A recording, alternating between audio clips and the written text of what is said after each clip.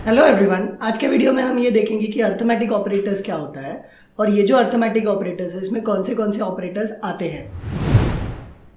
तो arithmetic operators are used in mathematical expression in the same way that they are used in algebra. तो arithmetic operator same way में use होता है जैसे हम algebra में यूज करते थे, जैसे एडिशन, सबट्रैक्शन, मल्टीप्लिकेशन, डिवीजन के लिए यूज करते थे, वही सेम तरीके से हम लोग हमारे प्रोग्रामिंग में यूज करेंगे इनको और देखेंगे कि ये कैसे हमें काम आता है।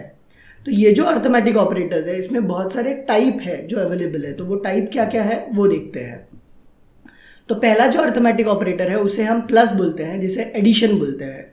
ये क्या करेगा, वैल्यू को ऐड करने के लिए काम आएगा। तो a प्लस बी अगर मुझे करना है, ए के अंदर एक वैल्यू है और बी के अंदर एक वैल्यू है, तो दोनों को ऐड करके मुझे ये आउटपुट दे देगा अर्थमेटिक ऑपरेटर जो प्लस वाला है वो।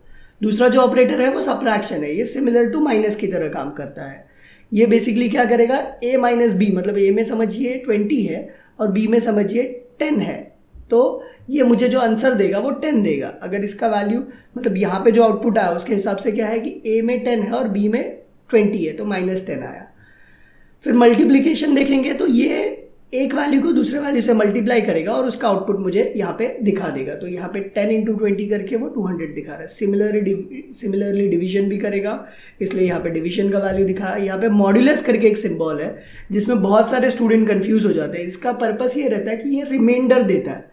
मतलब अगर समझिए आपने 20 को, मतलब आपका वैल्यू समझिए 7 है, 7 को 2 से अगर मॉड किया तो जो आपको आंसर मिलेगा 7 डिवाइड बाई 2 करेंगे तो कितना मिलता है, 3 मिलता है, मगर रिमाइंडर जो बचता है वो 1 है, तो मॉड्यूलस हमें 1 देगा। ठीक है, अगर समझिए आपने 13 मॉड 5 किया तो आंसर आपको क्या मिलेगा, 3 मिलेगा। क्यों? क्योंकि रिमाइंडर जो आएगा वो 3 आएगा और आपका क्वेश्चन जो आएगा वो 2 आएगा। तो बेसिकली मॉड्यूलस जो सिंबल है वो हमें रिमाइंडर देता है। इसके बाद जो ऑपरेटर है उसे इंक्रीमेंट बोलते हैं।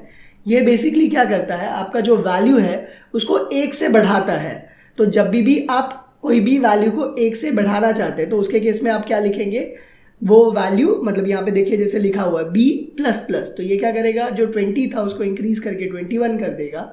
अगर यही वैल्यू को आपको डिक्रीज करना है तो आपको माइनस माइनस लिखना पड़ेगा। तो वो क्या करेगा, b का जो वैल्यू 20 था उसे क्या कर देगा, 19 कर देगा।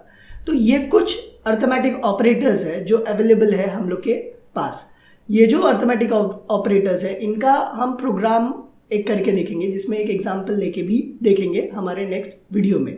Thank you.